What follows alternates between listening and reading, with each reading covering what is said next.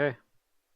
Welcome, simulacra, servants, and superdimensional creatures, to the 220th episode of an Unearthly podcast, streaming live on the 16th of August, 2017, and featuring the Jago Litefoot Series 1 finale, The Similarity Engine, written by Andy Lane and starring Trevor Baxter as Professor George Litefoot, Christopher Benjamin as Henry Gordon Jago, and Conrad Asquith as Sergeant Quick. I am Bill Sylvia, the Man in Black, and with me are Mad Matt Winchell, Brisk, baby. Randy Ronson McCulloch, Bill fails at alliteration. Aaron Romeo Moon Burke, Hello. and Tim the Enchanter Sheridan. Hugs for everybody. Are you suggesting I should have found a synonym for creature that started with an S? Nope. Welcome, servants, supernatural creatures, and similarly styled simulacra, or Simulacra. Fair. But you need to have that 3 S's in a row and on one thing. Otherwise, you don't get the full Jago experience. That's true. Mm-hmm. I wasn't... I actually, it wasn't until after I wrote the servants part that I realized that I could do the 3 S's. And by then it was already in the countdown for the start of the episode. Shame. So...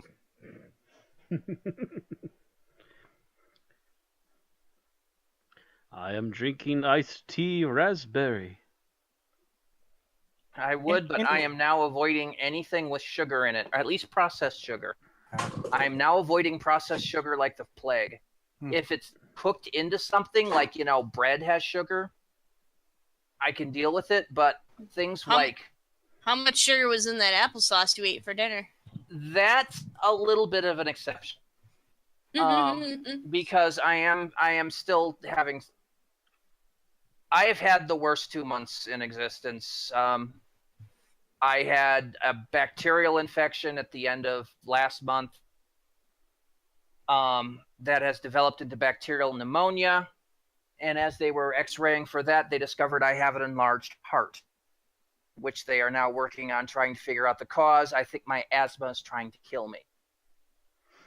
Because it's the right side of my heart, and that's the part that comes from the lungs. Yeah, that might be a combination of that and the pneumonia and helping to make it an even bigger issue. They said it was too soon for the pneumonia to be affecting the heart. I actually postulated that, and they said no. But they think I might have sleep apnea, which would be caused by my asthma. So joy for me. But just as a general, I've cut down on my salt intake because my blood pressure is way high. And cutting out most processed sugars. I am keeping natural sugars from fruits and vegetables. But because all of this has caused me digestive problems, I am keeping the basic the basic 4 basic foods you can eat when you've had digestive issues. If you know what those are. A couple of them. Anyway. Thank goodness you're still here with us. And yeah, hopefully things will get better, we hope. Crossing the fingers. Knock on wood. My stamina has improved minorly. But now I have this huge racking cough, which is draining it as much as I've regained. Kind of sucks. At least now I can, get up and go to the bathroom without heavy breathing until I start coughing, and then I have to start heavy breathing because the coughing's taking my breath away. I'm just hoping I'm not developing bronchitis on top of everything. No, bronchitis is usually the step before pneumonia, so I wouldn't... Well, I, of course, always do things half-assed and backwards. All right, so tonight's show, we've got the news, and not a lot of news. A bit more than we had last week, but still not anything like we've been getting buried in previously. Our 5-minute challenge, which might be about an hour in, but I'm thinking it might be about 50 minutes in. And then in the episode review, our final thoughts and ratings. So, first thing is birthdays. And we have 4 birthdays of note, each on different days for once. First is August 10th, and that's the birthday of Kate O'Mara, who is the actress to play the Irani on classic Doctor Who. She played the Rani twice in Mark of the Rani and Time in the Rani. And she would have been 78, but she died a couple years ago, 2014, at the age of 74. If you recall, we actually did quite a little bit on that when that happened, because they were trying to get her into Big Finish at the. Yep. Mm-hmm. They at least got the script approved by her before passing on the torch. Yeah, I think she approved the new Ronnie, heir apparent, yeah. She approved the active recasting. I'm not sure whether or not they ran the new actress by her or not. Well, regardless, she was prepared to have a replacement. So they have a new Ronnie, but by our own rules, she appeared in at least 2 different serials, so she gets a note as the same character. Next, on August 11th, we have Ron Grainer, the composer for the Doctor Who theme way back in the day. He would have been 95, but he died in 1981 at the age of 58. Ron Grainer was a main composer for the BBC's Radiophonic Workshop and did a lot of the early instrumental music as well as the Doctor Who theme. But of course, as time went on, he moved on to other projects and other people would take over the music for Doctor Who. And this, of course, would happen repeatedly during the original series' 26-year run. Next, on August 12th, we have kind of a controversial happy birthday to John Nathan Turner, the showrunner from 1980 to 1989. He would have been 70, but he died in 2002 at 54. Nathan took over and, of course, immediately was at odds with Tom Baker, eventually resulting in Tom Baker's standing down as the Doctor. He was responsible for the casting of Peter Davison, Colin Baker, and Sylvester McCoy. And he sacked Douglas Adams. He sacked Douglas Adams because he thought his humor was too juvenile. Or, excuse me, too sophomoric, I believe it said. He was directly responsible for the Sixth Doctor's personality and bad taste costume. He managed to get Doctor Who pulled off the air for 18 months and basically made a lot of decisions that a lot of people didn't like.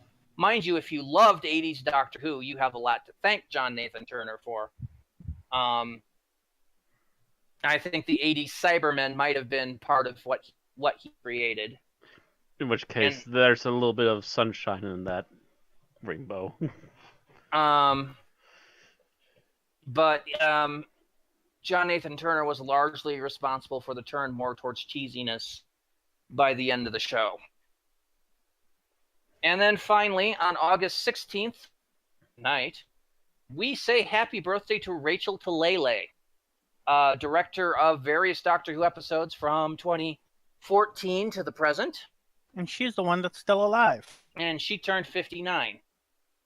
Rachel directed Dark Water, Death in Heaven, the Series 8 finale, Heaven Sent, Hellbent, the 2 final episodes of Series 9, World Enough in Time, The Doctor Falls, the 2 final episodes of Series 10, and has recently completed filming Peter Capaldi's Swan Song, Twice Upon a Time, which includes the first scene of 13th Doctor Jodie Whittaker. On top of that, she has done other very geeky direction, as she has worked with Legends of Tomorrow, and I think actually did 1 episode of The Flash as well. So she's well known for being a director for your sci-fi geeky action stuff. She seems to be a really good director. It just depends upon what people can give her. Mm-hmm. And her early stuff might have been not the greatest because. Well, it might not have been the greatest, but then again, you could also question the scripts on that too, and she had to take what she was given. Early in her career, she's grown since then as a director. Mm-hmm. Right. Yeah, she technically had directing just literally thrown at her. She's just like, okay. And the clock is ticking now. I don't remember what our general opinions on Tank Girl. Tank Girl? I thought Tank Girl was amusing.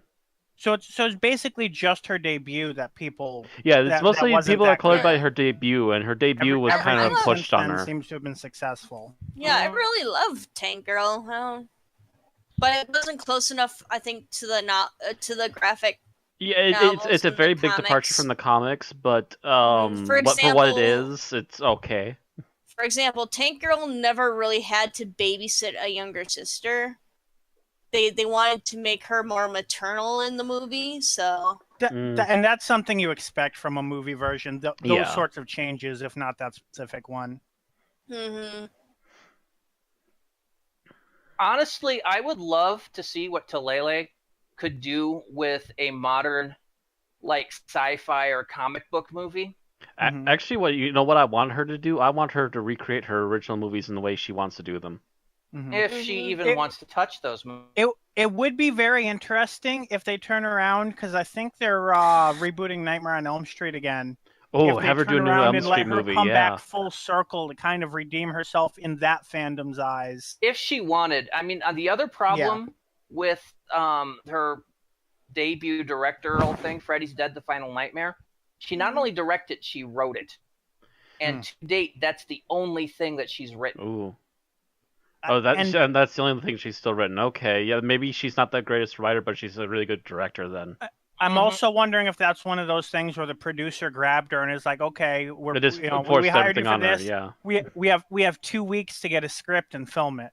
Because that happens sometimes with. And they basically handed her a steaming pile of shit, and she did her best to try to. Basically, I believe the only thing they handed her was you need to make sure there's a 3D sequence in the middle of the movie, and she's just like, "What? Yep, go ahead, go." Well, Stephen Moffat would have that and turn that into a pile of shit. Oh, yeah. If she only had 3 weeks. No, but I would love to see her direct something like one of the new Star Trek movies or one of the MCU movies. Or, God help us, put her on the freaking, like, DC Extended Universe so they could start pulling that out of the suck. Yeah. Oh. Have her do Ghost Rider. If they're doing Ghost Rider. Ghost Rider's kind of a gray area. If they want to try Ghost Rider again, have her do it. That'd be where I'd go. They've allegedly been having trouble finding women who can direct female-starred superhero movies. So I'd say in that case, Black Widow. Yeah, Black Widow would be perfect. Fans have been wanting Black Widow since 2011, and Marvel's like, we don't know. So, dude, well, I can see one of the reasons. One of the reasons might be because she's technically Black Widow's technically a side character that actually added a lot more to her in the movie universe than what was originally there. That and the fact that she really doesn't have a lot of power. She's mostly just a normal human. Yeah, she doesn't actually have superpowers. She has a lot of skill. She has a fuck ton of skill. Here's the thing. I mean, Iron Man 3 was basically a spy movie. Basically no superpowers except for the very end. It was, at least to me, I think that was a great movie.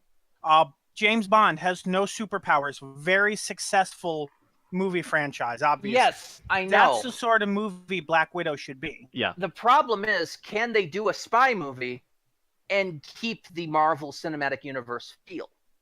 Now, I know that Iron Man 3 was a movie that he essentially did not have powers. I don't see it as a spy movie. I see it as a character drama. Because you're really dealing with Tony Stark dealing with the end of what happened in the Avengers and PTSD. I should note that I don't really watch spy movies, but Iron Man 3 is how I envision a spy movie.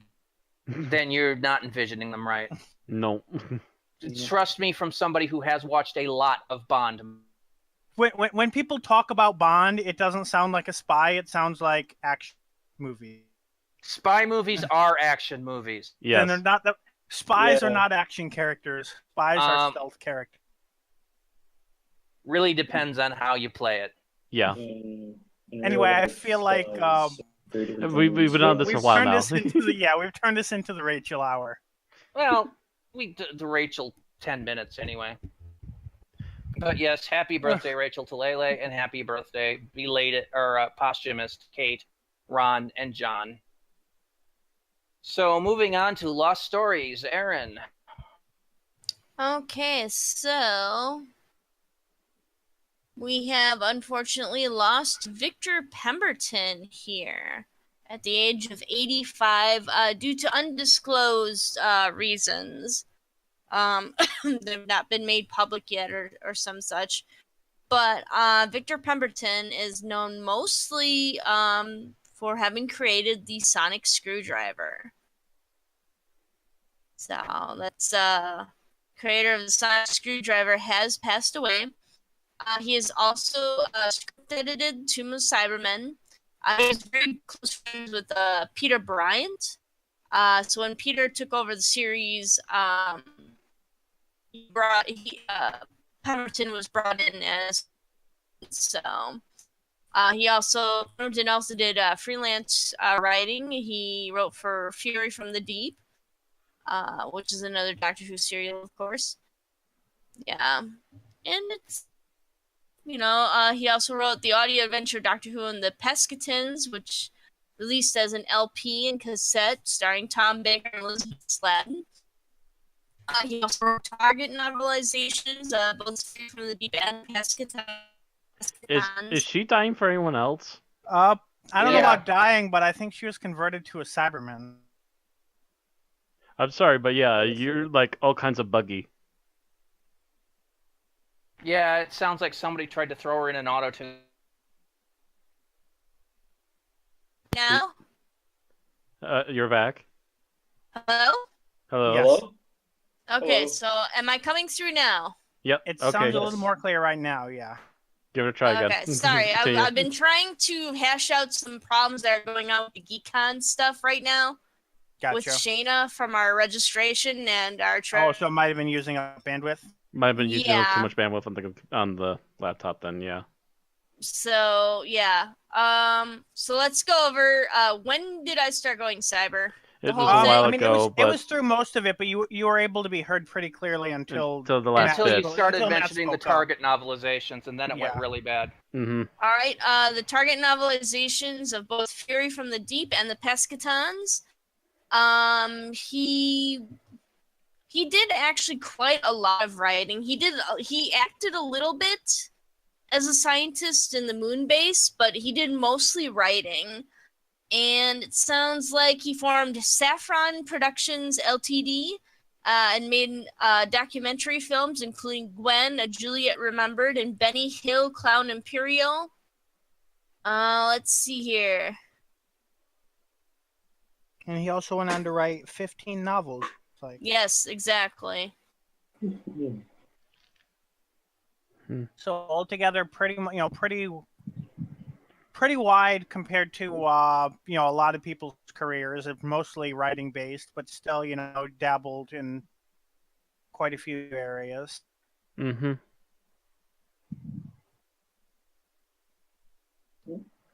Yes, And sounds 85, like he was not pretty a talented. bad run. Yeah. Yeah, it sounds like he lived a pretty good life. Definitely kept busy. Like to read one of his 15 novels. Which one? Whichever one grabs your fancy. Okay. Next one? Yep, next on is episode news. We don't have any current episode news, but we do have some previous episode news.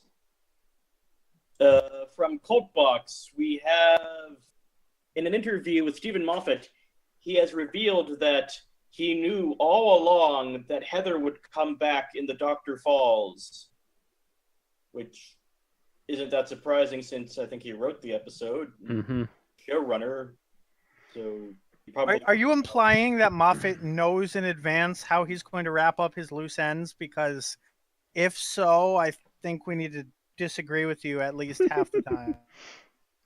Well, I would hope that he realized that he was going to do that. Otherwise, I'd feel like it was even more shoehorned in than it already was. What I would like for him was to, during this time, realize, oh, wait a minute, I'm basically doing the plotline from Series 9 all over again. Nope, no self-realization on that one. So, toodles. And there's a great, I think there's a great quote from him. He says, "I think it's hilarious that anyone didn't think I'd bring Heather back. I just thought it was so obvious. The unrequited love, the unstarted love, the love story that doesn't happen. Come on, what else is going to happen in Doctor Who land?" You and your fantasy, Moffat.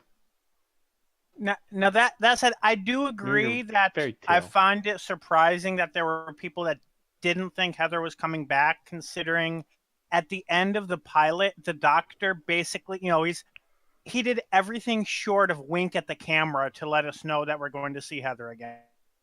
It's like, we never know when we'll see her again. Yeah. Yeah. I was hoping, but By the way, Vexy also made a robot head in the chat while you were bugging out.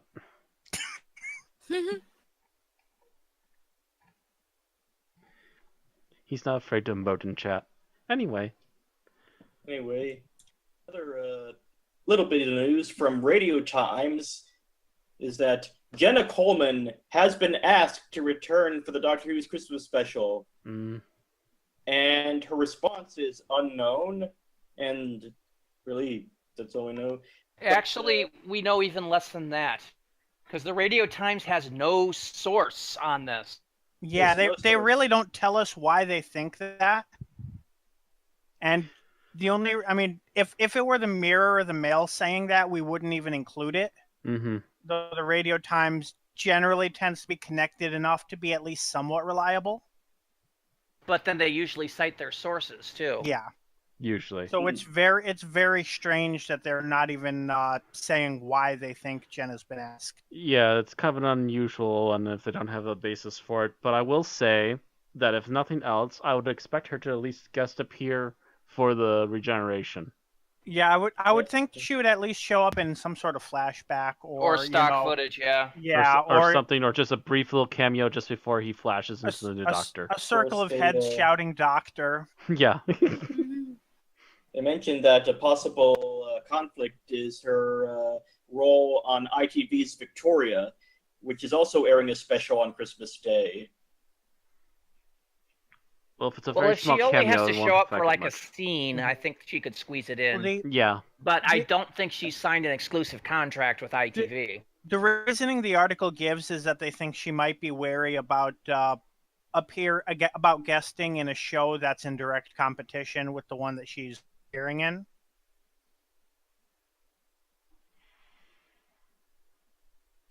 I really don't know. I think generally, generally the English television industry is big enough fans, I think, of Doctor Who that would not be seen as a they shouldn't be marching around with daggers swinging in the dark, Mm-hmm. Yeah.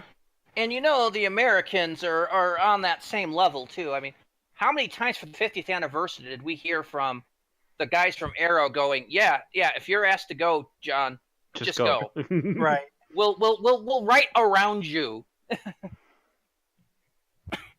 But, yeah. I think Peter Jackson said the same thing while filming The Hobbit.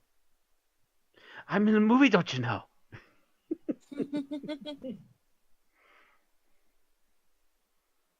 And I think that's the end of our episode news, isn't it? Mm-hmm. But speaking of rumors. Yep. So this is based on Entertainment Weekly showing a set photo from Jessica Jones, although some of the circumstances around it make it seem as if it is legit information, that David Tennant does appear to be appearing as Kilgrave in Jessica Jones Season 2, which I believe is currently filming. Mm-hmm. No plot information is given, and if you have watched the season, you know why that would be a surprise to some, although some of us are speculating that it's most likely in the form of flashback. But Entertainment Weekly does have a photo of David Tennant in what looks like a Kilgrave costume. It's a suit including purple, with his alias being the Purple Man, next to Kristen Ritter in costume, in front of some chairs labeled cast. So either he's stealing someone's chair or he's appearing as a cast member. All right. It's probable. Our other news, we move on from the 10th Doctor to the 11th Doctor.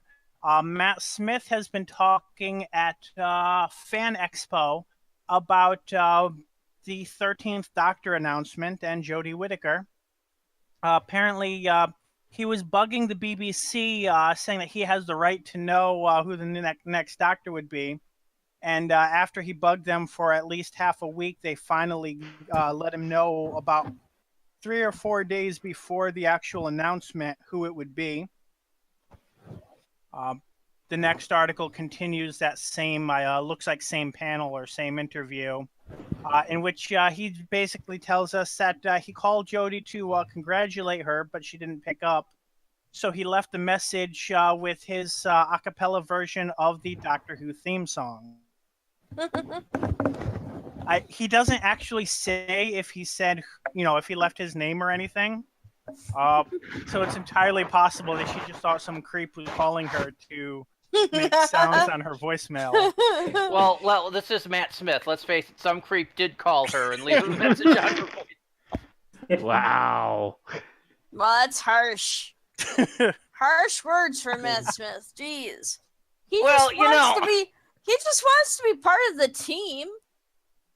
Then he shouldn't have stepped down, should he? Well, every other former Doctor gets to know about it.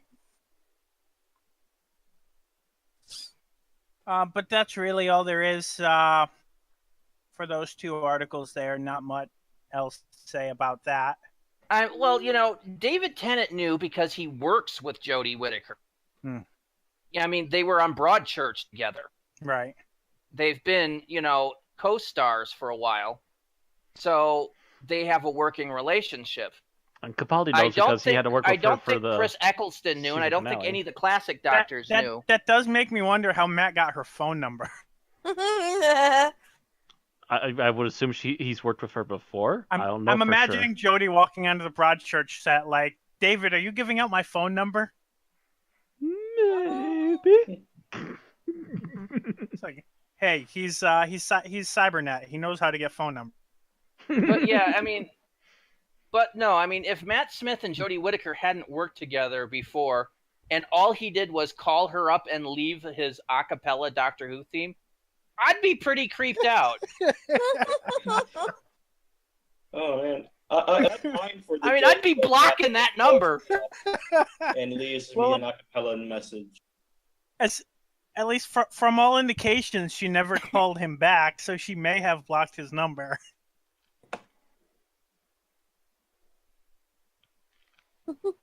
Make for an awkward reunion next time they're at a Doctor Who con or whatever. Or a multi-Doctor story or something. Hey, you're that guy who called me and left a weird message. Walks into the Big Finish booth. Oh, dear. I sense future awkwardness down the road. Awkward. So awkward. Alrighty, next. All right, so we're going to move on to contest, and this is a short story competition that is being run by Candy Jar Books, the makers of the Lethbridge Stewart series, and does have to do with the Lethbridge Stewart series. They're offering a opportunity for aspiring writers, launching at Candy Jar Book Festival in Cardiff while they have their own festival. Writers can submit a short story based on the Doctor Who character Brigadier Alistair Gordon Lethbridge Stewart. These stories will be included in a book to be released early next year.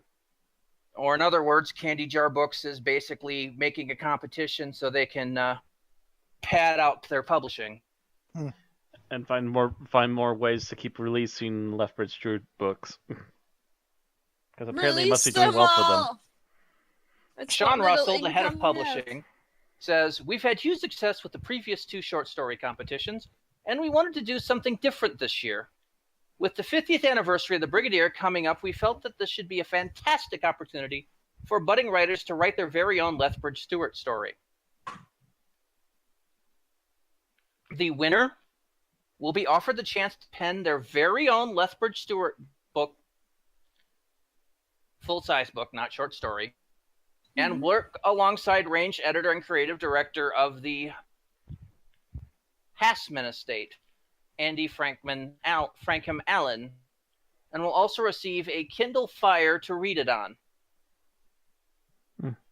And the winner and runner-up will also receive all the Lethbridge Stewart novels from 2018. All the winning entries will see their stories published in book. Not a bad grab for a competition. Yeah. It also gets your name out there pretty quickly, too. Yes, it does. Yep. I'm published! Let's see. Franklin Allen says, this is a unique opportunity to have so many of our authors together in one place. We'll be talking about the differences between writing novels and short stories, and offer some hints and tips to those interested in entering the short story competition. We are extremely committed to encouraging new talent and hope the public will take the time to come along and possibly enter the competition. They will be accepting submissions from the 17th of August, i.e. tomorrow. Entrants are permitted to submit up to 2 short stories of no more than 3,000 words. The competition is open to all unpublished writers across the UK, so UK only. Aww. The discipline and imagination. Submissions must be received by the end of September. The competition is £5 to enter per story.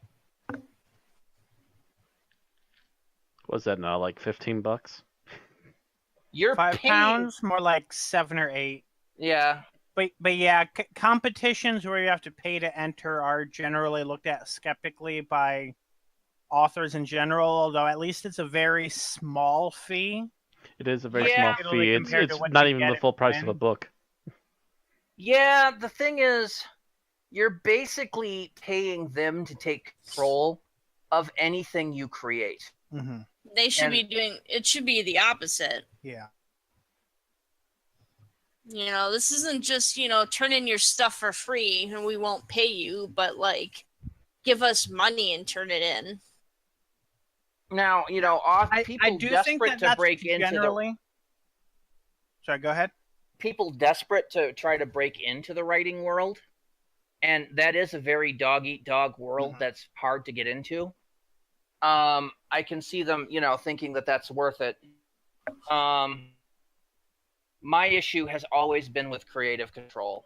Right. If I write something, the original characters I make, even if it's a fan submission, if I create original characters within there, I want, creative, control of those characters.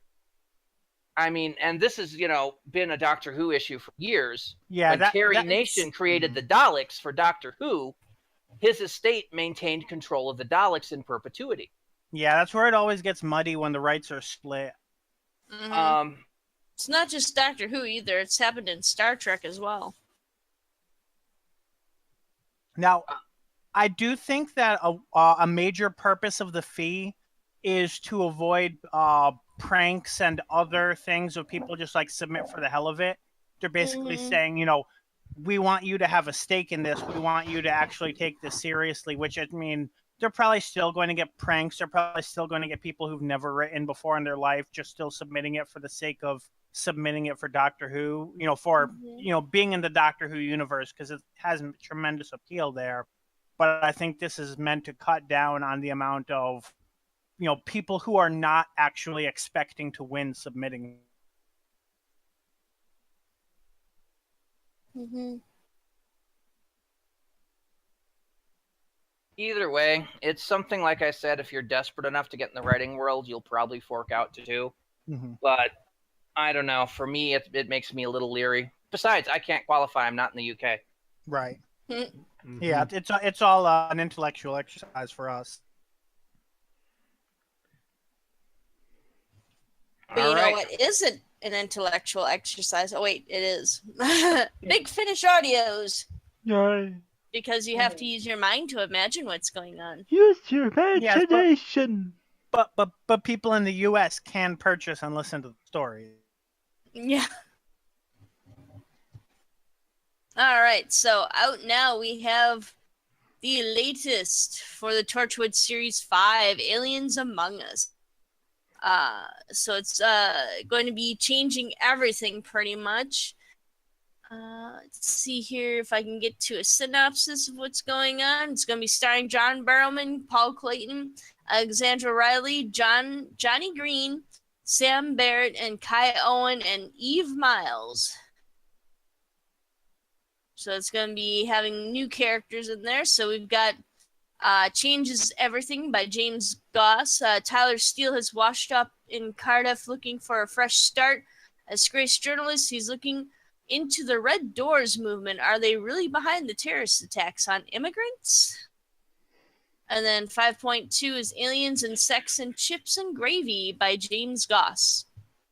Has Cardiff really been invaded by aliens? Tyler thinks he's found a lead. The daughter of the mysterious Rojada is getting married and has booked a private party. So, and if that's going to also focus on Torchwood infiltrating said party. All right, and so 5.3 is Ore by Juno Dawson. Vincent Perry is the most successful property developer in Cardiff. A while ago, he made an agreement with the mysterious Rojada, and it is an arrangement he has come to bitterly regret. 5.4 is Superiority Complex by A.K. Benedict. Poverty and homelessness are on the rise in Cardiff. The streets are full of desperate and the dispossessed.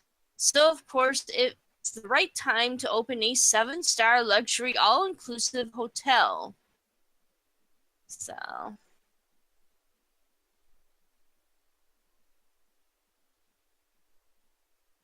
going on to say that Aliens Among Us is unlike any other state. Or release to date, I should say. Yeah, mostly because it's introducing a lot of new characters. Can everyone hear me? Yeah. Yep. It's just super quiet and kind of creepy. Yeah.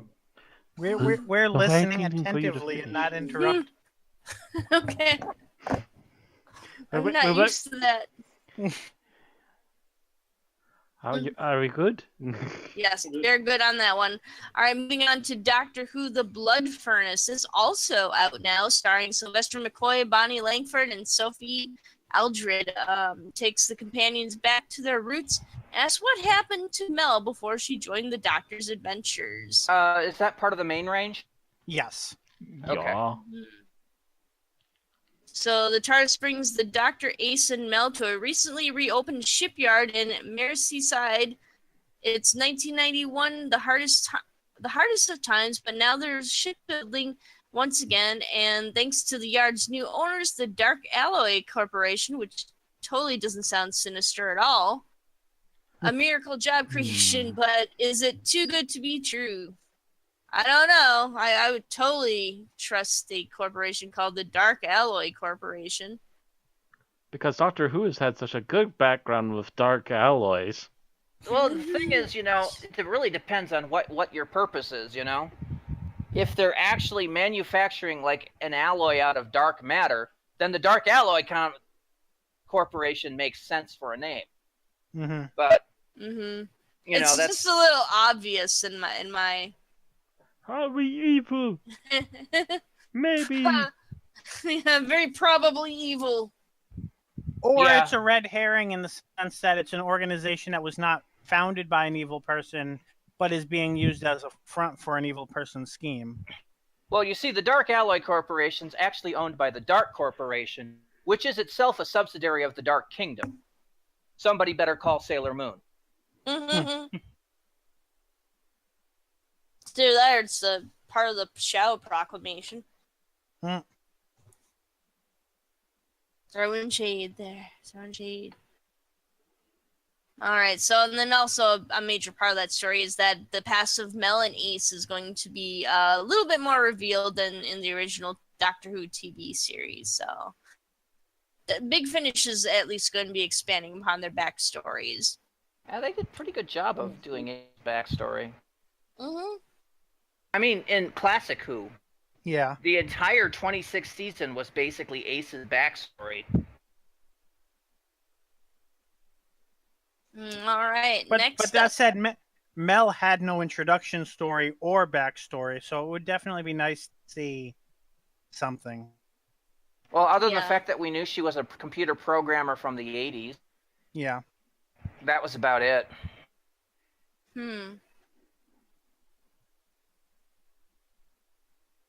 Oh, and her last name is Bush. Melanie Bush.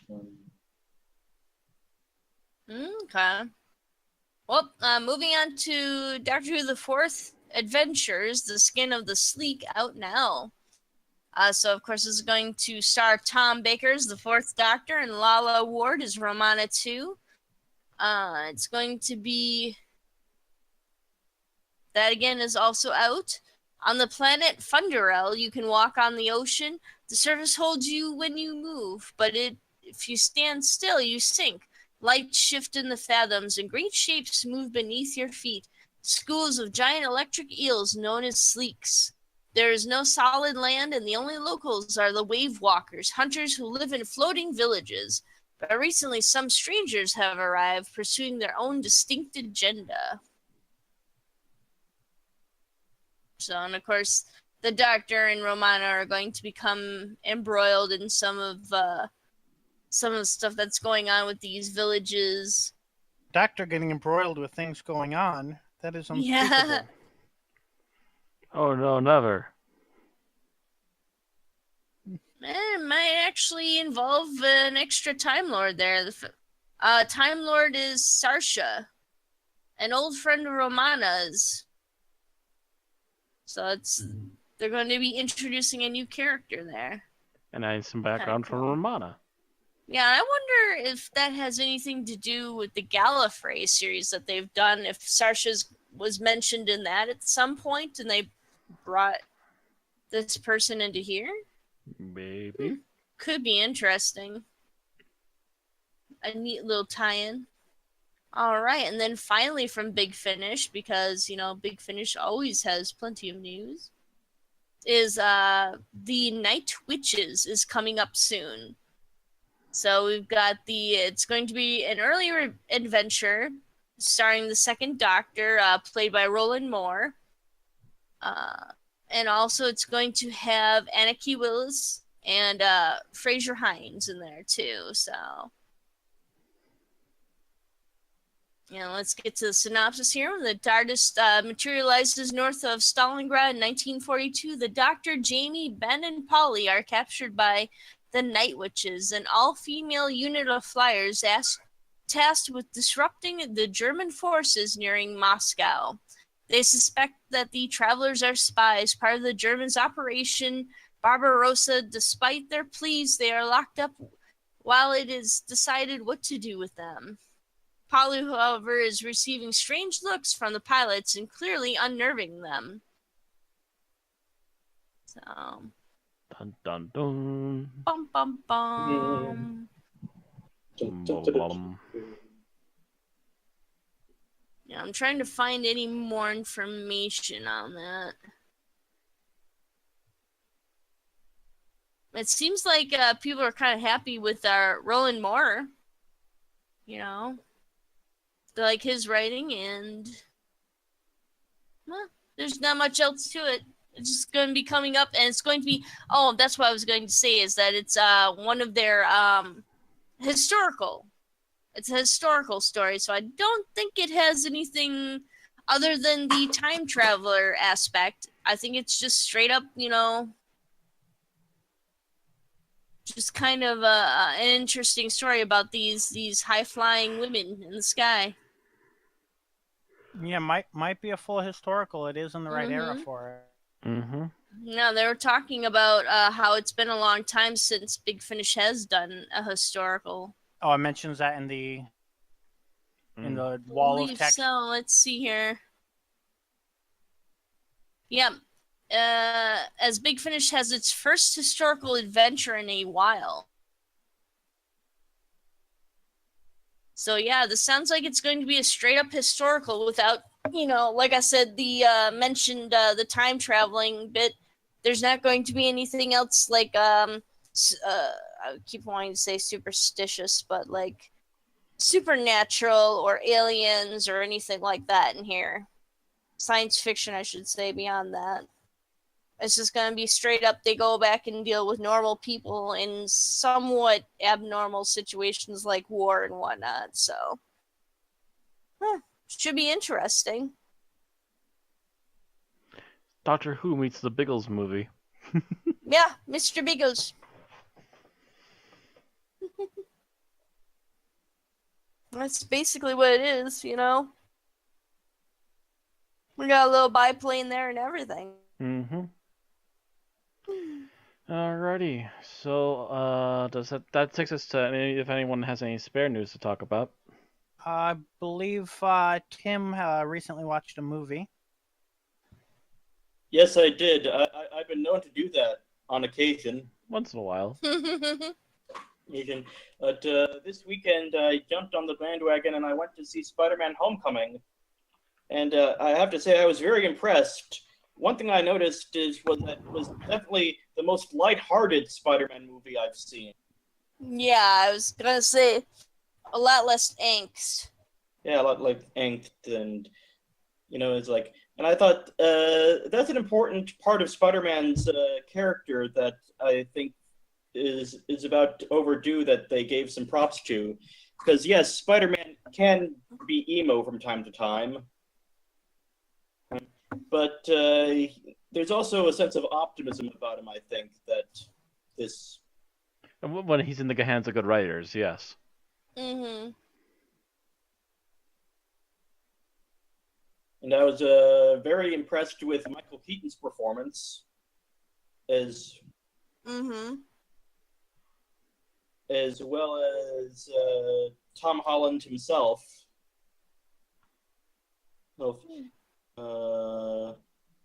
I thought like some of the in-jokes or like were very clever, and I actually thought it was one interesting thing was that some of the twists in the movie sort of worked against me because I had knowledge of the comic book themselves. Yeah, it's... I don't want to spoil anything, but Peter Parker becomes Spider-Man? Oh no! Because I thought that was going to happen. Yeah, Actually, he already is Spider-Man. I don't think there's any mystery about that. What did you think about the some of the relationships in the film, Tim? Like, for example, we find out that the Vulture, the villain, is actually connected to one of the other characters that kind of blindsides you when they make that revelation, because they do such a good job at hiding any kind of leading information about it. I actually thought that was a very clever way to do it, and it really took me by surprise, because based on what I knew about characters in the comic book, I thought this wasn't going to be that. That is the one thing about this movie that I've seen spoiled like 7,000 times. Oh. Like the Vulture's relationship with one of the other characters that isn't Peter Parker. Yeah. By the way, originally I thought that character was supposed to be Betty. I don't know why I thought that. Betty was a female character that was interested in Peter when he got the job at the Daily Bugle. I think looking back on it now, I think the Vulture's daughter is supposed to be the future girlfriend of Harry Osborn. That's what I thought. I'm not mistaken, because I think I got the names mixed up. As long as the cat's out of the bag, yeah, so to speak. Well, not everybody even knows who that is either. So for the people who really know the comic books. Are we talking about Black Cat now? No. Right? Liz was Liz Allen. That definitely sounded like a leading comment. No, I don't know why. I don't know. Yeah, I'm not sure why Tim knows that, but no. Felicia? No. We're talking about Felicia now? No. I thought I thought Uh, Betty at the Daily Bugle was supposed to be kind of an older woman that Peter kind of hooks up with for a little bit. No, actually, she was a desk girl, and she was more or less around Peter's age Okay. when he starts working at the Bugle. He doesn't start working at the Bugle. Well, I guess he starts working not long after the whole Spider-Man thing, but is revealed. But I want to One say thing he starts I working want to like say really late into high school there. is that I thought when Michelle said, "My friends call me MJ," I thought that was handled better than what they did with Joseph Gordon-Levitt in The Dark Knight Returns when he reveals his real name. Uh, Meh? I believe he's referring to the character. Actually haven't seen that one. Wait, no. Or never mind. Yeah, but I that think he's one? referring to the character who goes by the name of Robin, but isn't Yeah. the Robin. Yeah, okay. I remember that part. I kind of suppressed the third Nolan Batman movie because I was not very impressed with it. well, I think a lot of I people was weren't. impressed with this Spider-Man movie, so Yeah. looking forward to more. Also, I noticed that there's a very possibly quick cameo of Gwen Stacy towards the end there too.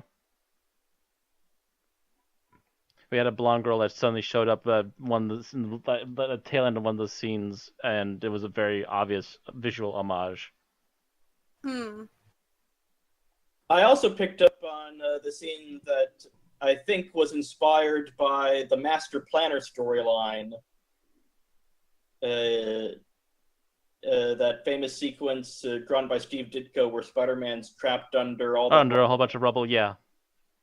Yeah, the people love using that little homage a lot with Spider-Man. So I wasn't surprised to see at least a quick appearance of it here.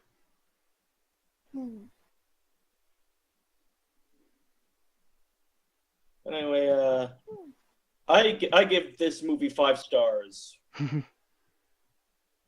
But I don't think he's that surprising. Tim, you've shocked me. It's okay, we all very good. we all need a little surprise in our life. But yes, I agree. It was a very good movie. I probably would give it 5 stars or 4.5 maybe.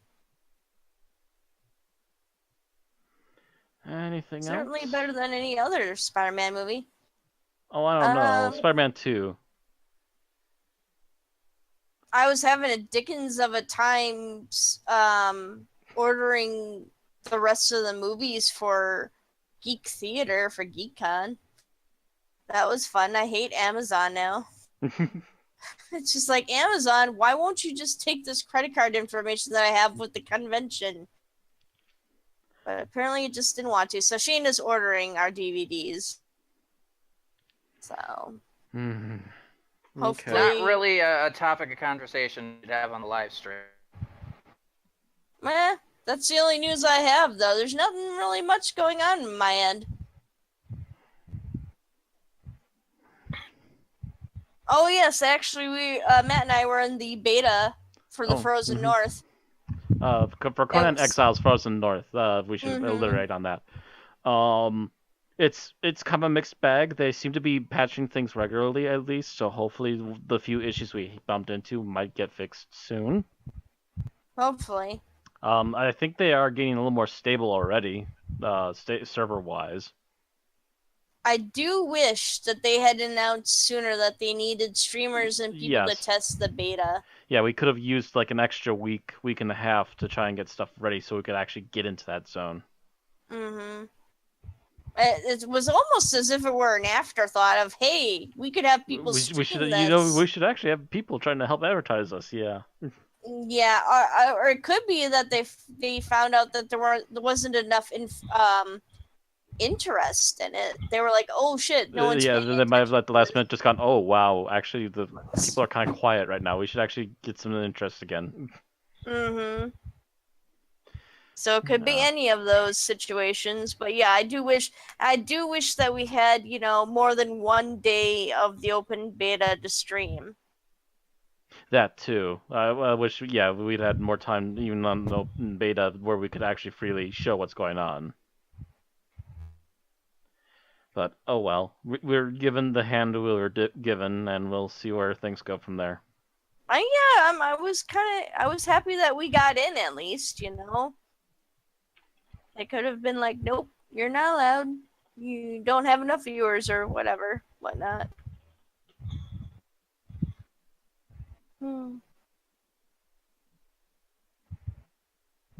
I click on an image and I get a totally different image. Why? Why Because you the do internet this? hates you, Matt. No, I think Google's just being silly. Oh. Well. Okay. Any other news? I found out what Ymir does. Sweet. What does it do? Ymir, by the way, is one of the gods that you can worship in Conan Exiles. You can it's a new summon edition. freaking Ymir. Those big giant pine trees we saw very quickly for a brief moment in the next new zone, he's taller than them. Oh, wow. He's a big blue beardy man with big horns and wielding a giant club. Sweet. I want to do that. So that'll be interesting. Mm-hmm. But yeah, that's about it, I think, for most of us. Yeah, there's really nothing much going on my end. It's just a lot of work because Randy can't run the room now. His health has gone downhill. So it's up to me and Matt to run the room for GeekCon, so we've been focusing on that. We're about at the hour mark here anyway, so we should be up yeah. to the 5-minute challenge. Mm-hmm. Alright, are we ready? Who's going to do the 5 minutes? Randy did it last week. Is it my turn? Not me. Like I said, you did last week. Not me, mostly because I can't remember what happened at the end. It was either you or Tim that did it last week. I'm trying to remember. Anyway, I guess it's about my turn anyway. Think so. So, get stopwatch ready. Whoever's going to time me. On it. Give me a moment. Okay. Okey-doke.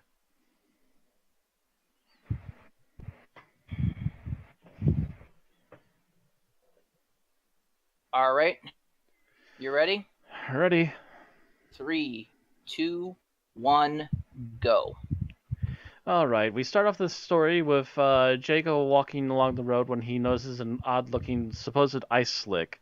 He just sees kids playing on it and he's not sure what to really think of it until he slips on it himself. We later catch up with him again as he sees something in the hospital apparently being intended for his bad back due to having the fall, but he is quick to get on his feet, and he also notices that the man sharing the room with him is looking away from him constantly. When he finally turns over by Jago's request, he has 2 giant facial tumors, essentially. Jago gets up to try and find out what is going on before he gets spooked by a person with worm hands, apparently. Going to the other side of things, Lightfoot has been introduced to the fact that there's something weird going on with the police. Some of them have started turning up and looking really sickly, have been pulled away to constant bed rest, and some of them have also started to grow some weird, funky growths on their faces, possibly the same similar tumor infections. Lightfoot tries to figure out what's going on, and after a bit of questioning, finds out that some of the guys at the police office have been doing some extra late-night work at the docks, helping push this cargo of black material, essentially. And that's when they notice that some of the guys have been getting sickly because of the moving of this material. They were talking about this at the usual pub, was it the Red Tavern, I believe? And suddenly Jago shows up in a bit of a panic. He was starting to explain himself to Lightfoot when Lightfoot's like, we don't have time, we need to go investigate this stuff. They head out to the docks, and they're on the Thames, and they try to figure out what's going on when Jago suddenly gets this weird tick, and he tries to push Lightfoot out in front of a cart. Lightfoot manages to reverse it, and Jago's run over. They take him to the autopsy room, and Lightfoot quickly confronts the Jago on the slab saying, "I know you're fake, and I know the difference between a snapped spine and the crushing of wood." To which the Jago sits up and starts talking with a new voice. It is their current concurring villain. I'm trying to remember his name. Dr. Tulpa. Tulpit. Or Dr. Tulpa. Dr. Tulp starts to explain that yes, it is him, that this is a fake Jago, that he started to do his own handiwork to help speed along decent-looking humanoids, still made out of wood, but also covered in a leather hide that looks much like skin.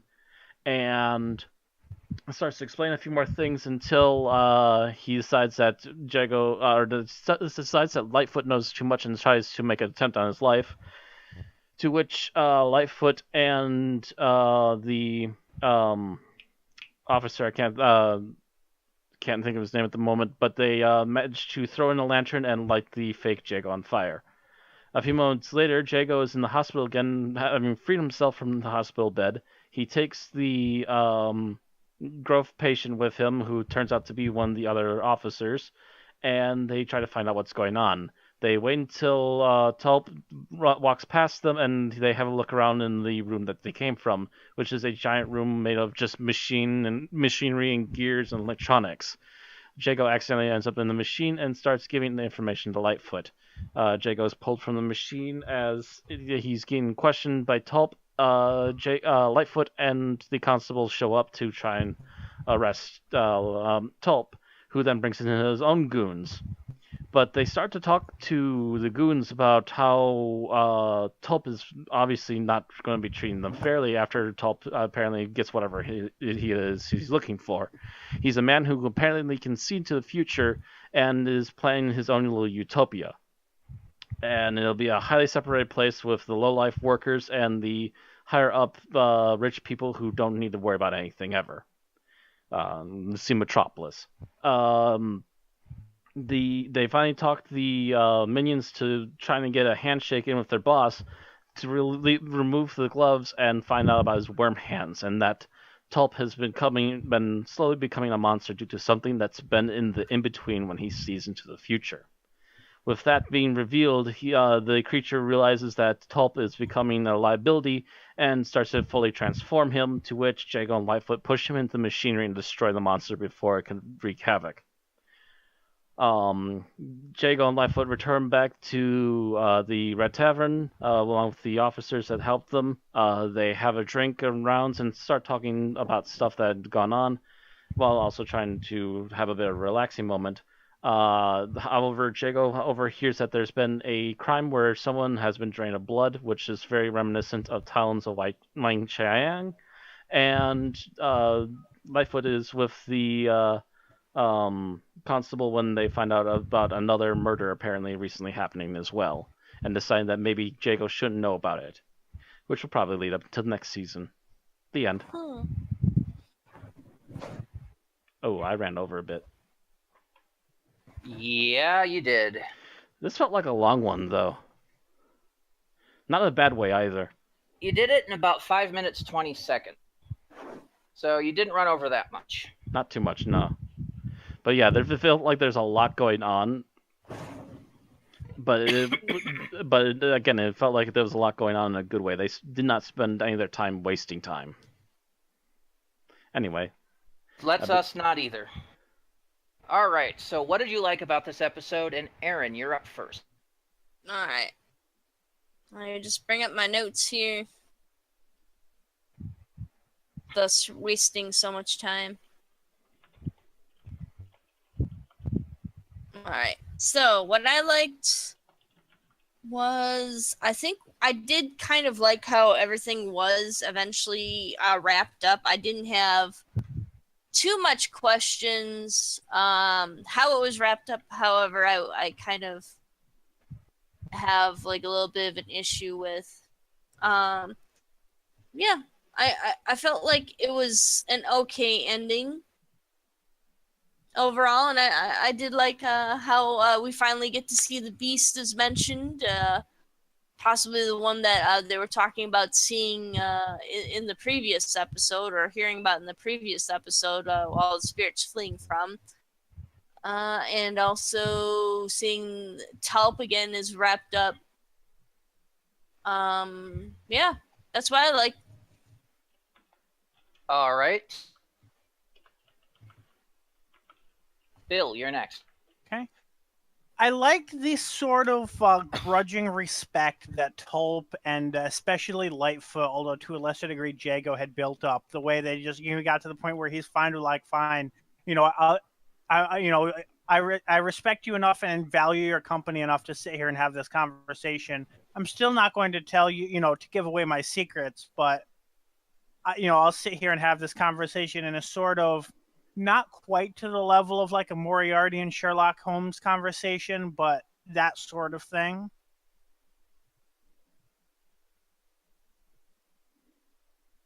Okay. Tim. Tim is still not back with us. He's having technical problems. Okay, well then we'll get back to him. Matt. So general thing I liked overall, I definitely liked the pacing. There's not moment wasted. There's actually a couple of decent twists that were actually thrown in that helped with the time pacing in case to try and avoid any major fluff, and it led right up to a quick but decent conclusion. Not the greatest, but it was a doable one. And also a quick setup for what might be next season. All right. As for me, I kind of have to go with Aaron. I like the fact that they linked this episode with all the previous episodes properly, so that you're like, okay, so this makes sense why this led to this led to this, including Jago and including Talons of Wang Chiang. But still, I just like the fact that they did make the effort to tie that all together. Okay, so what didn't you like about the episode? We'll let Tim catch up if he gets back in time. What didn't you like about the episode, Aaron? Overall, I didn't like I liked the fact that the episode did wrap up all the loose ends. I didn't like how rushed I kind of felt. So I do kind of feel kind of the opposite from that. I didn't really like the pacing in this. I felt kind of confused a little bit on, actually quite a bit, on what was going on. And eventually how, how Tulp and the Beast was defeated. I can't quite remember how that was done. Even though Matt that's just actually, went over that. That's actually really easy. They literally pushed him into the gears of his machine. Okay. It was just an action sequence where the two pushed him into the machine and he got ground up in it, essentially. So it's one of those endings where if it was on TV, it would probably happen while I was looking away, and I would look back and the episode would be ending, and I'd be like, what did I miss? Yeah. Yeah. And the camera would probably look away because it might be an effect that was too expensive to show unless they did it in a model or something. Or too PG-13 Or yeah, it might be too PG-13, so they couldn't really show much of it to begin with. Unless it was late night show like Torchwood or something. Torchwood, I think, cuts away from. Even they cut away from it sometimes. Ground up in a machine too, yeah. Mm-hmm. All right, how about you, Bill? What did you not like about the episode? I didn't like that this was mainly a stand around and chat episode. I feel like it was a little less on the action and the detective work, and it was mostly just having a chat in a corridor. I felt like it lacked the density to be an independent story. Okay. Matt? I don't like the fact that our main villain has been kind of a meh the entire way through. He's giant anticlimax. Yeah, he doesn't really have much really given to him, and he's shoved off as quickly as he came when we finally have the final confrontation with him. Yeah, he's been a huge disappointment. There's been lots of really good things that's happened around this series, but the main villain, the main antagonist, has just been so. Yeah, and my dislike is both a mirror of Aaron and Matt. When Aaron chose my first, I had my second, and Matt chose my second. So.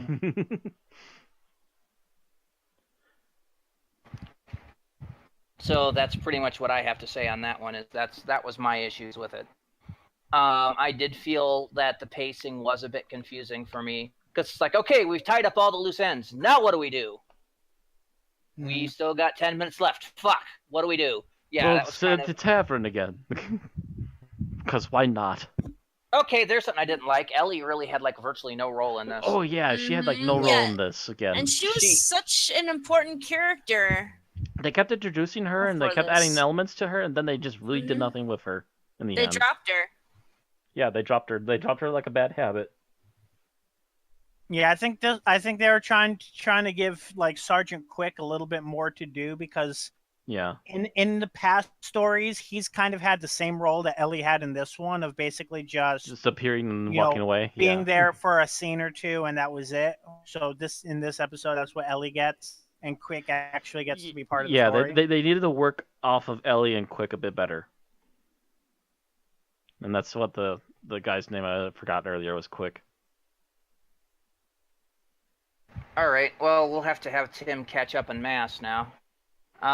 Favorite scene, Aaron. My favorite scene. Let me see here.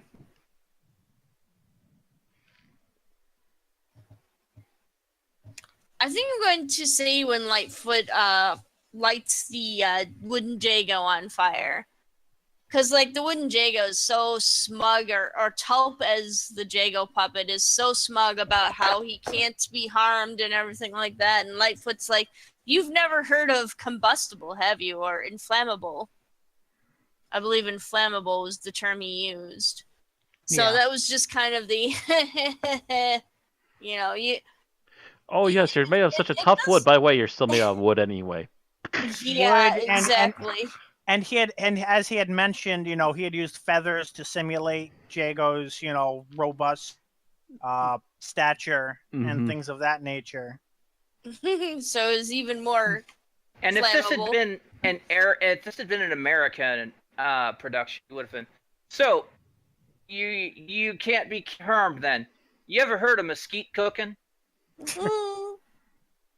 Mesquite barbecue? Let's do a little of that. Now we're cooking fire. I guarantee. I guarantee. How about you, Bill? What's your favorite scene? I'm going to go with the scene where Jago comes up with the plan to get them to realize that Tulp isn't what he appears.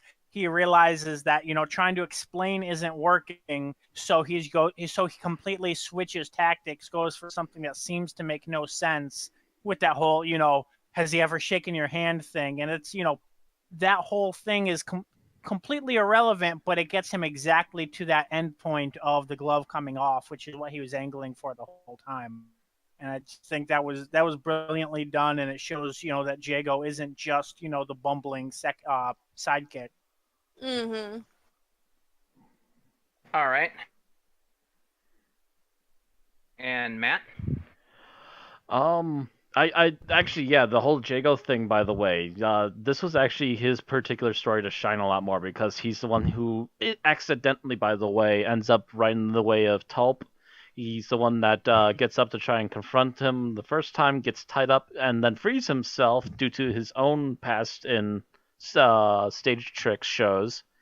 Gets the help of a officer who's also there because he's ill, and he single-handedly pretty much just brings everything Tulp is doing to a standstill Mm-hmm. by getting everyone involved and pulling them all in together. All right. That's not really a specific scene.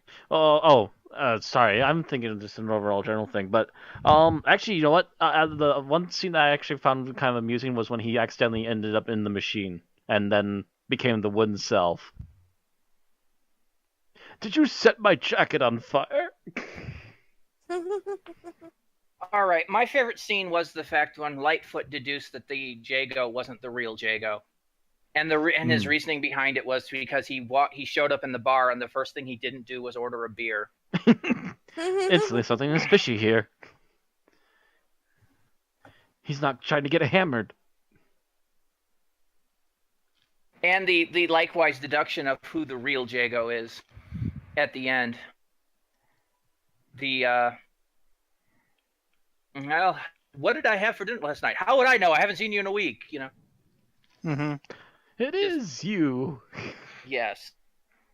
Okay, so least favorite scene. And Aaron's up first.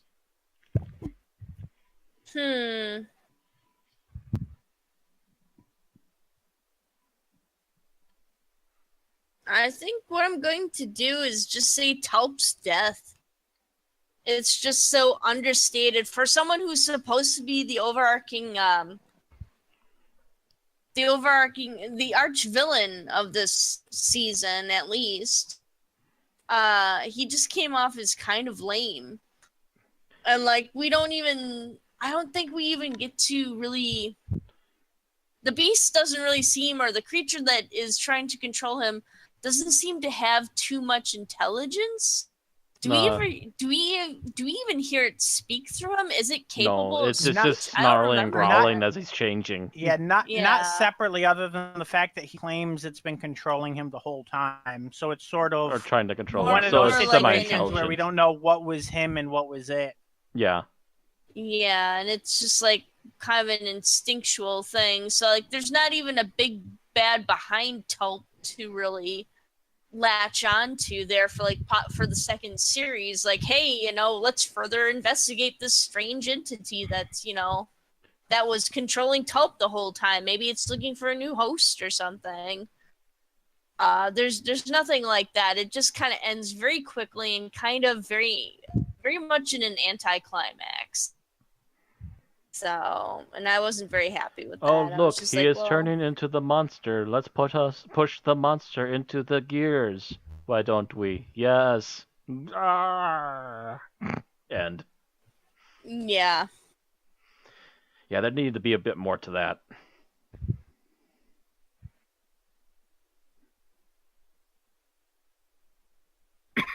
Am I after Aaron? I forgot. I believe it's you, and then to Tim, Yes. then to me. Yes. So, Okay, yeah, you. so mine is basically the same scene, but for slightly different reasons. And the reason is basically he immediately, as soon as they reveal he's transforming into this creature, all of my actions have been controlled by this. It was actually for this creature's reasons the whole time. And what would have made that a much better scene and a lot more satisfying as a As if the listener. creature only had one arm. No, It wasn't me. It was the one-armed beast. If he had been conspiring against the creature the entire time, and he's been, trying to come up with ways to, to remove it from him, or if he was equals and opposites with this creature instead of just being consumed by it, like as Aaron said, Like- it wasn't that compelling of an antagonist on its own, and he wasn't matching up against it. So as a result, you have an underwhelming antagonist being consumed by another underwhelming antagonist, and neither one of them is really making that impressive end game force. Essentially, if the real Tulp would have been the one that's like somehow leaving breadcrumbs for Jago Litefoot to follow. Right. That would have been an option. Or if he had secretly been collecting, if maybe the whole werewolf plot, since we said that we never figured out the connection with that, if he was like, oh, the werewolf is if it sucks my blood, it'll remove this thing so I can kill it and then continue with my own plans, or something like that. Yeah, that would have been pretty cool. Like if he had found a way of curing himself. If they would have at least given us some sort of real development just before killing him off, it would have been more interesting. Instead of, oh, this is the monster that's been controlling me. Well, there's 13 series for Jago and Lightfoot, so maybe they did do something. Maybe they did do something, but last time I checked the wiki or TARDIS data core, I didn't see anything. It doesn't come up in any of the other series that are on Spotify anyway. At least Tulp is not involved anymore, that's for sure. Yeah. Well, that's a shame. It could have been. It could have gone somewhere and they just wasted our time. By the way, Well- Tim has now tried restarting his tablet, switching to his computer, and he's still coming out. He's still having problems connecting. So I don't know if it's a problem with internet in his area or what. But it might be Discord an area internet connection problem then. Mhm. At that point, Or if something- multiple or something machines are with- having an issue, or maybe just Yeah. his apartment is or having an something issue. with. I don't know if Discord has like location-based servers. He says it's working in all other, and his internet's working otherwise, but it doesn't seem there's anything that's Oh, working. to actually, fix that might be the problem. case because I think they do have location based. Hmm. Because back in the early days, if you were in a different part of the United States, you could actually notice a little bit of lag. So maybe his particular area is suffering an outage of some kind. Might Taking bets on score. Taking bets on Tim's score. I'm willing to bet it's at least a 4. Who's next? That was you, so it's to me. Yes. Yep. Least favorite scene. Actually, my least favorite scene is the scene where the fake Jago ends up getting thrown underneath the cart because for whatever reason, that particular scene was like the one scene I couldn't come up with a mental image for, other than them being in a doorway and suddenly one of them getting tossed out. I don't know what happened with that scene, but it just kind of Yeah, that was the same with me. It felt a little bit off. Even the action scene I got a mental image for, but this one just nope, nothing. Mm-hmm. So you're saying the one where he was thrown under where the they're in the carriage, doorway trying to avoid the cart, and all of a sudden the fake Jago gets pushed into the cart after the reverses. I agree with you. And if they hadn't explained like a play-by-play of what happened, I wouldn't have figured it out. Yeah, most of that scene at all.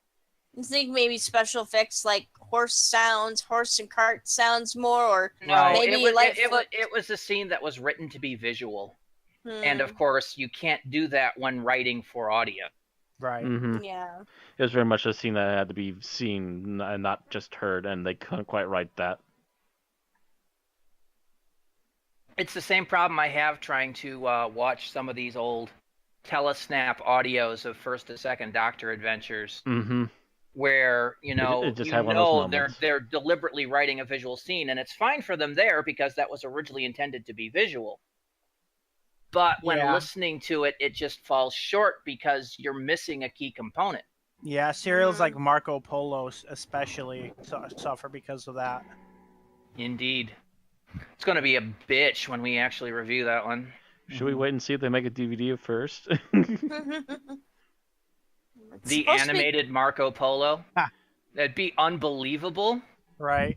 Because they would probably animate it in color. They'd probably do both because that's what they did with the recent one. Because most of the telesnaps are not actually telesnaps for that one. They're from production photos. Mm-hmm. So they've got these wonderful, full-color, vibrant costume pictures for that one. Which is why they'll probably do both. Yes, this is a hint, by the way, BBC. Make it happen. Do it. Animated Marco Polo. Come on. I know it's all missing, and I know it's a long bit, and I know it's going to cost you money. But it's going to sell like hotcakes. We worship you for it, yes. It's actually probably one of the most requested First Doctor missing episodes, to be honest. So, really, it'd be worth your while, BBC. Anyway. I believe it's your turn, Randy. Yeah, it is. I'm trying to gather my thoughts. My least favorite scene, I think, was just the resolution at the end where I think it's the same as Bill, where he just suddenly turns into, it's not me. I wasn't doing this. It's like, this is our villain. Right. It wasn't really me, it was the boogeyman. It's hard to tell which one's the tumor. It's not the tumor. It's not the tumor.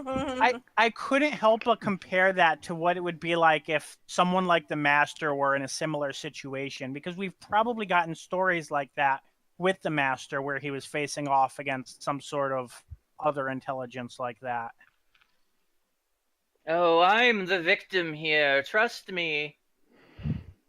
I didn't try to kill you. It was him all along. I was sent here by the Time Lords. Yeah.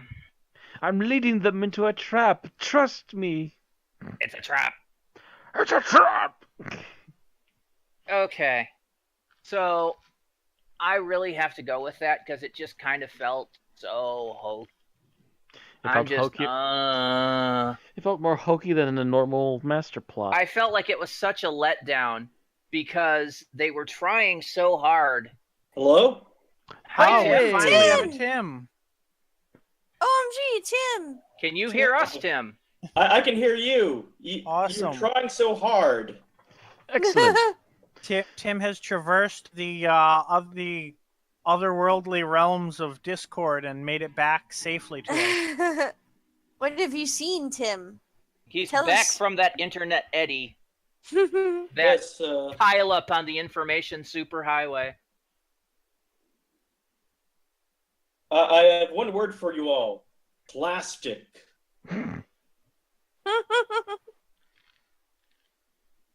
I have 2 words for you. Transparent aluminum.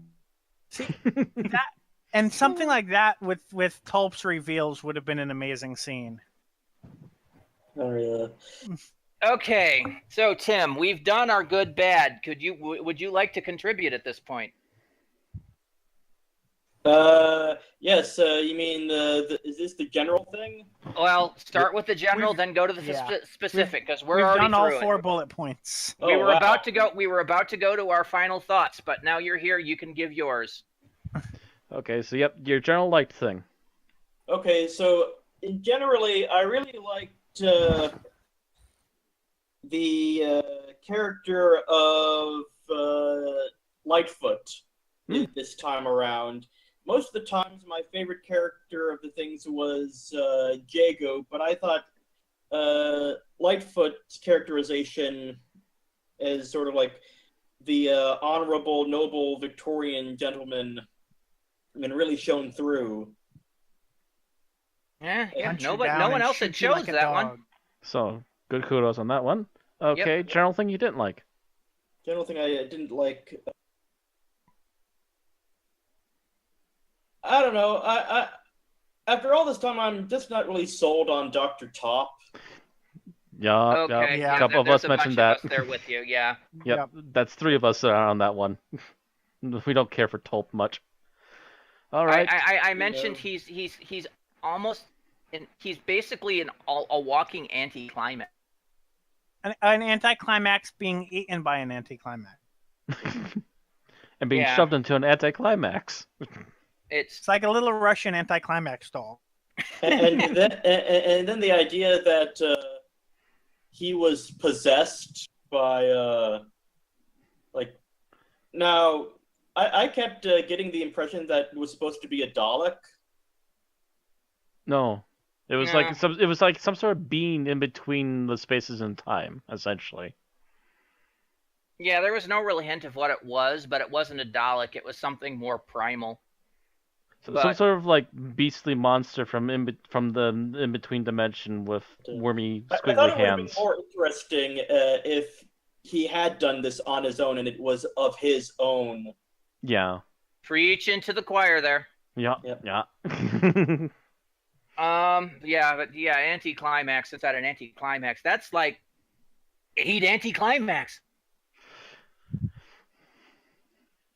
Come on, 4th wall break inside a 4th wall break. Yeah. Mhm.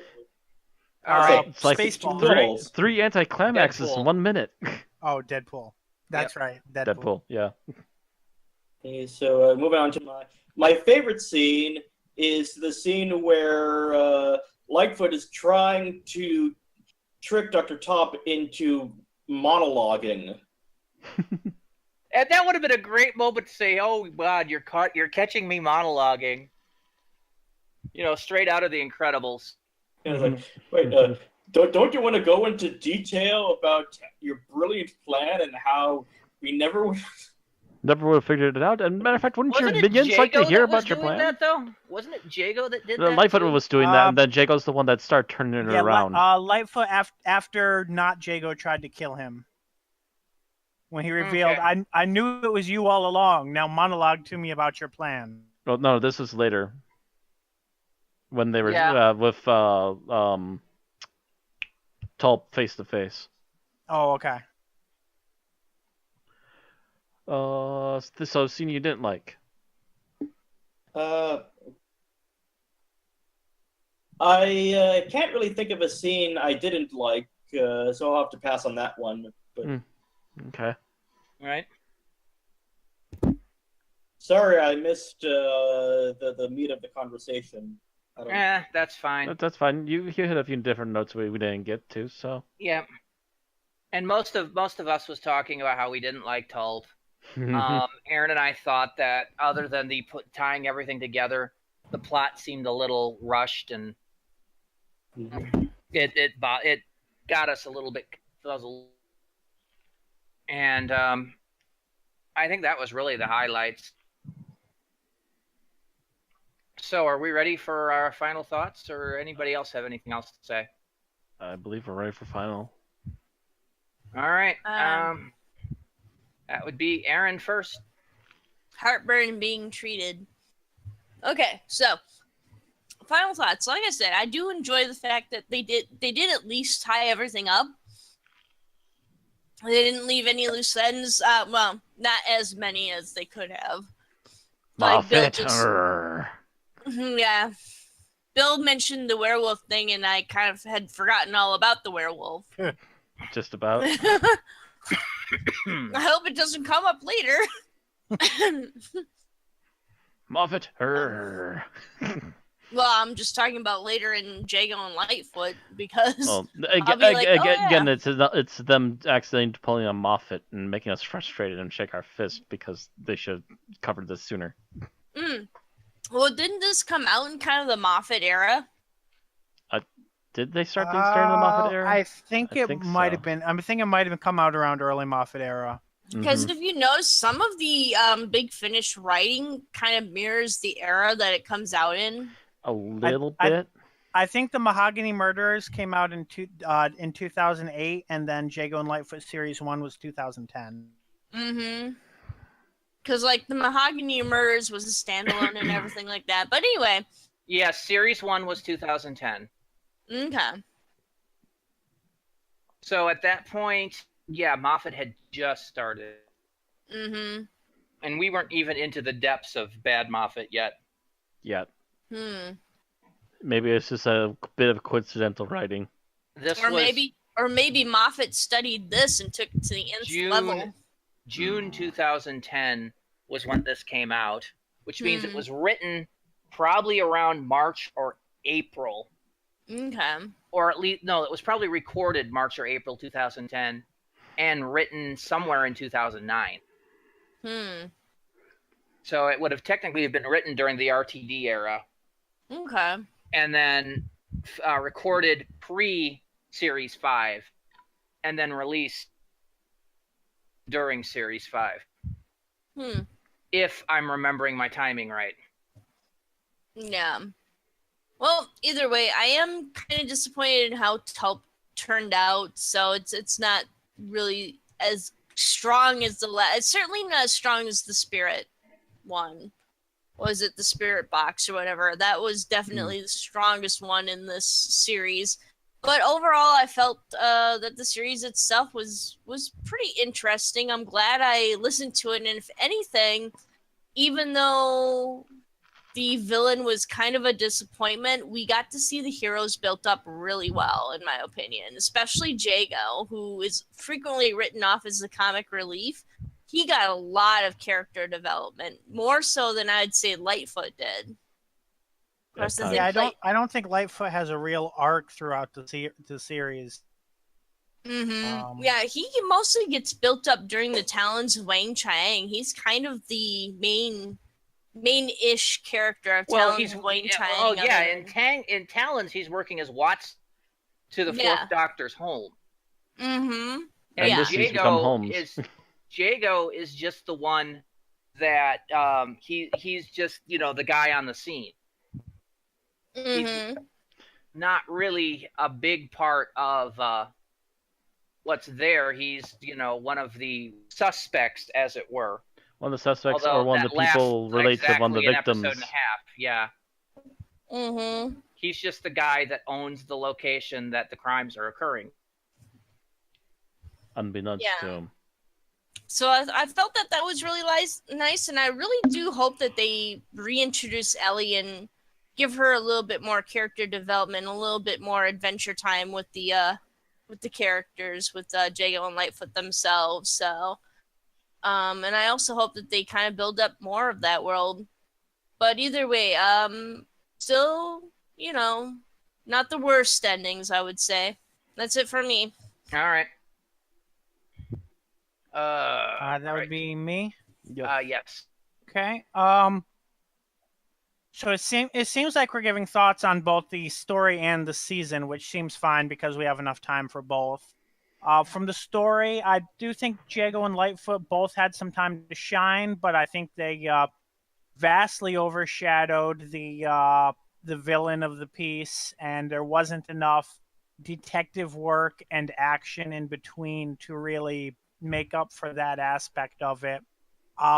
Overall, I think the season might have been stronger if it was just a series of episodic one-off adventures without a main villain, because every single week our complaint has mainly been Tulp is underwhelming, and then we get to the big story where he reveals his master plan and is finally defeated, and our complaint is that Tulp is underwhelming. So ultimately, he just was not a really great introduction to the series or to the story. Especially in the story, he should have been gone back and bulked up a little bit.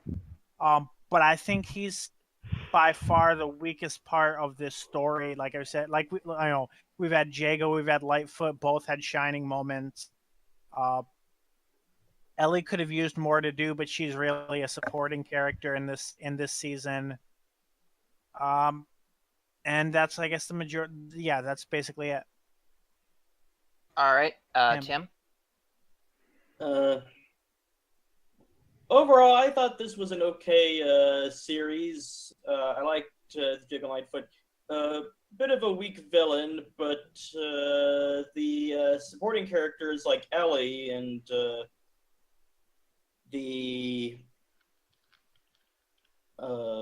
Sergeant and the bartenders and the policemen sort of made up for that. And I like the interplay between Jago and Lightfoot reminded me of Laurel and Hardy and Abbott and Costello, so that was a good pairing. This episode, particular, I did like the explanation of Dr. Top's time travel abilities, like of mental projection into the future. I thought that was a unique thing, but still it wasn't enough to save the character completely. But I think that's pretty much all I have to say. All right, Matt. Overall, the characters came out really good. Our main characters that stuck around got at least some sort of development. The main two in particular got a lot of either continuation of being decent characters that they already were, or in the case of Jago, got a lot more extra development to actually be a little better fleshed out in this particular run of stories. However, the background characters could have used a little more bamfing, and the main villain could have used some massive refixing. Instead of just coming off as mundane and non-threatening, even as he's becoming a monster from between dimensions, which you'd think would be a little more interesting than what it was. Other than that, the monsters that appeared in every story were interesting. Some of the setup villains were interesting, and more so than even the main villain was. So it's just it's a lot of really good ideas with a background that's not fully fleshed out enough, sadly. All right. So my thought on this episode is the fact that it is nice that they tied everything together. That's a nice little bit of writing there and some collaboration between the writers. However, I feel once that they had gotten that part together, they just kind of hastily threw together the ending, and it shows because once again, the villain is turned out to be this anticlimactic little bitch. And that reflects on the series as a whole, which seems to me is a lot of hit or miss. There's been some good ones. In particular, I think we liked the last episode. Mm-hmm. Yeah. But we've had some issues with the ones before either being too cluttered or not cluttered enough. And it just seems to be really patchy here.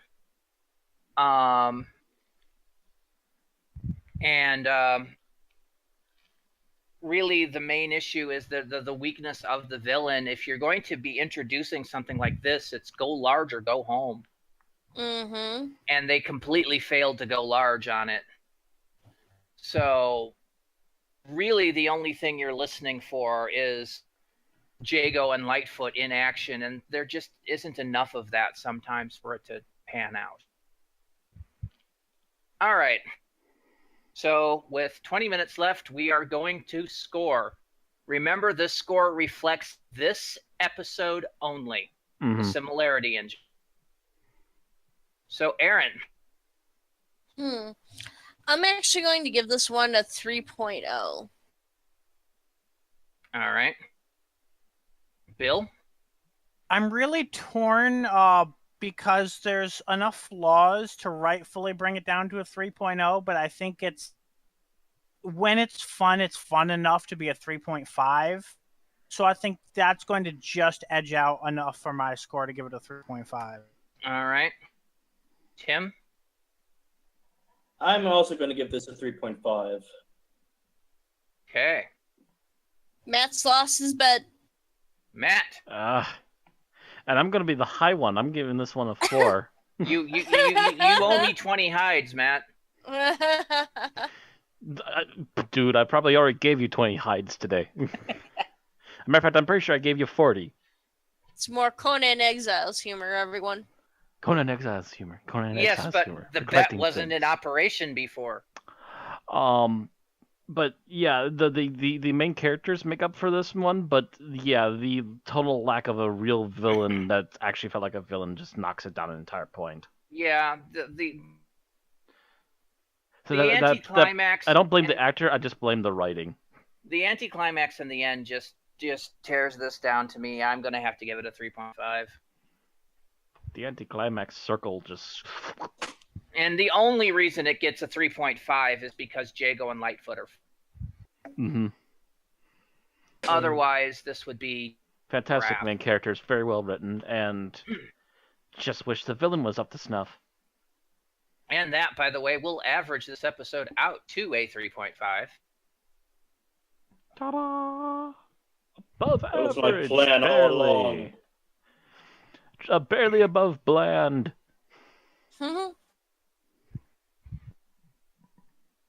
At least it has that much going for it. I mean, it could be far worse. It could be worse if it'd be so boring we couldn't pay attention. There is one elephant left in the room that, or at least that I think could use some addressing, that we kind of talked about whether or not future stories would reflect on it. So between what we've seen about the various time travel related things, how do we feel about the Al Capone reference in episode 2 now? Any different? Not really. It was still a little bit out of nowhere. For him, who's basically fascinated with technology, the Al Capone reference seems still kind of out of place. Gotcha. Yeah. So you're saying not enough of his character was related to that sort of social historical thing for it to make sense with him. I could see that. Now, if he was to make a Windows joke, that would make sense. But, I mean, why the fuck would he give a shit about Al Capone?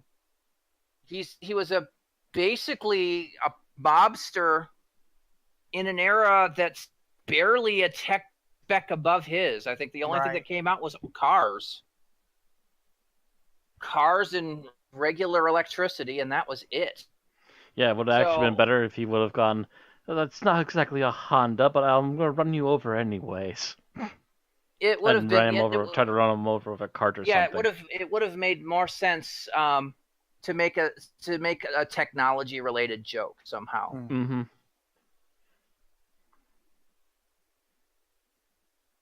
So I still feel that that's out of place. Okay, I don't disagree with your reasoning. It makes sense.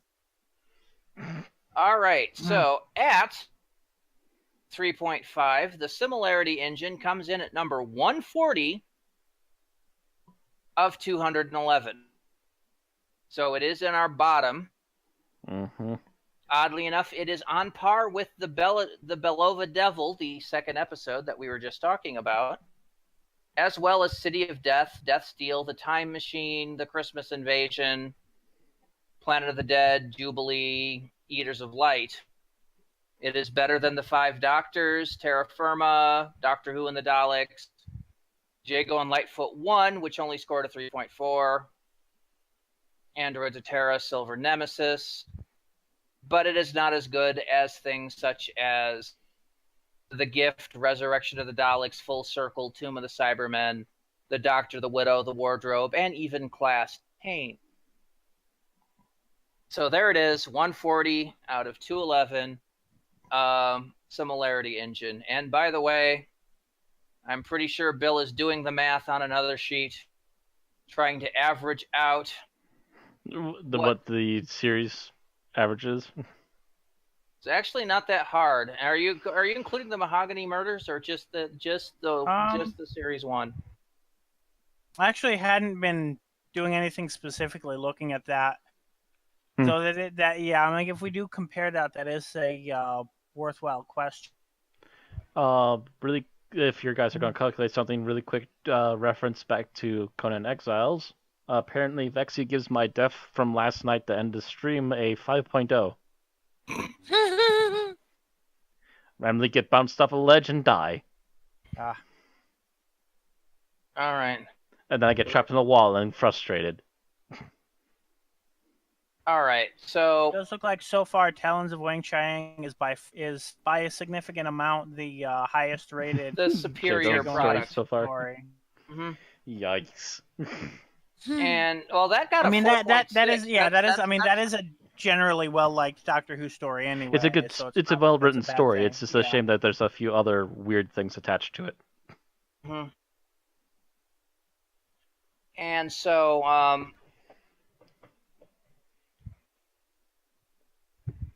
let's see. A canary has left the coop. Did you want to average in the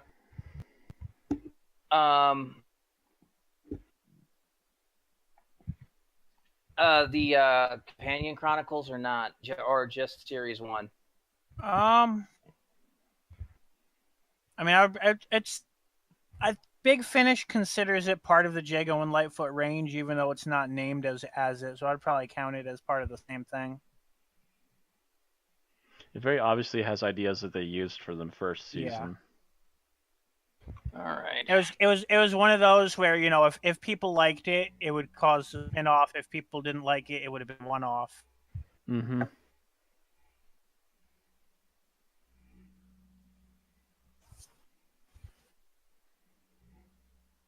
Okay, so between those, it averages out 3.6.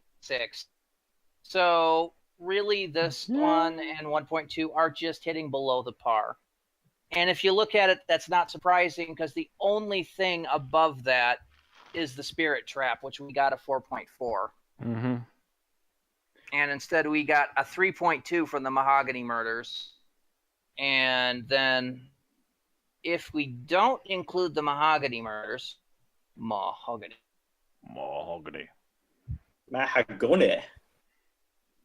it would come out to a 3.7.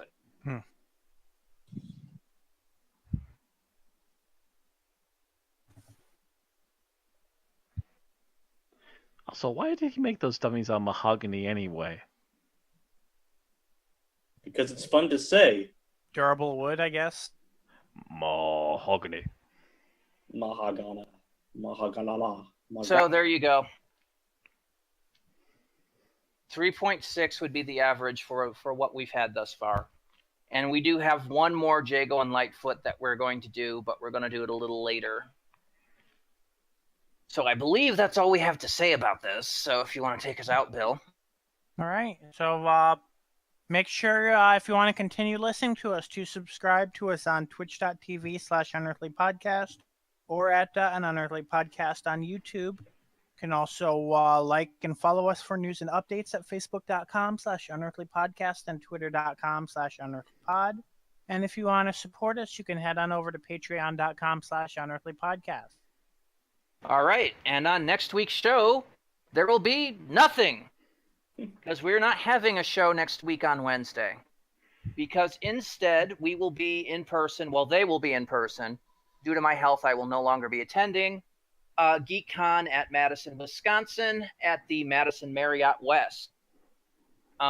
We will be making a live podcast discussion on Chris Chibnall and Jodie Whittaker, as they are now joining the Doctor Who team in the future, and what this is going to mean. Basically trying to sum up our thoughts and everything on it. We will be returning on the 30th with the Jago and Litefoot revival, written by Jonathan Barnes and starring Christopher Benjamin as Henry Gordon Jago, Trevor Baxter as George Litefoot, and Lisa Bowerman as Ellie Higson, we hope. Every time someone says "in the future," my brain goes to Plan 9. In the future. Future events will affect you in the future. Welcome to the world of tomorrow. Events such like these will affect you in the future. Let us name the guilty. Let us not punish the innocent. Etc., etc. Thank you, Creswell. Anyway, that's it for tonight. Thank you. Yep. See you all later. See you in 2 Good weeks night. or a week and a half Yep. once the podcast gets uploaded. Do it From GeekCon or in GeekCon. 2 weeks. Yeah, Mhm. we'll be recording that next weekend. Oh goodness, it's happening so quickly. Right? Didn't June just start? The hell It is this? felt like it. That's Mhm. freaking August already. It's It's gonna be latter half September of soon. August. We're halfway to September. When did that happen? Hey, the closer next year gets here, the closer Deadpool 2 gets here. True. Anyway, good night. Good night. Night, night. Peace and all good things.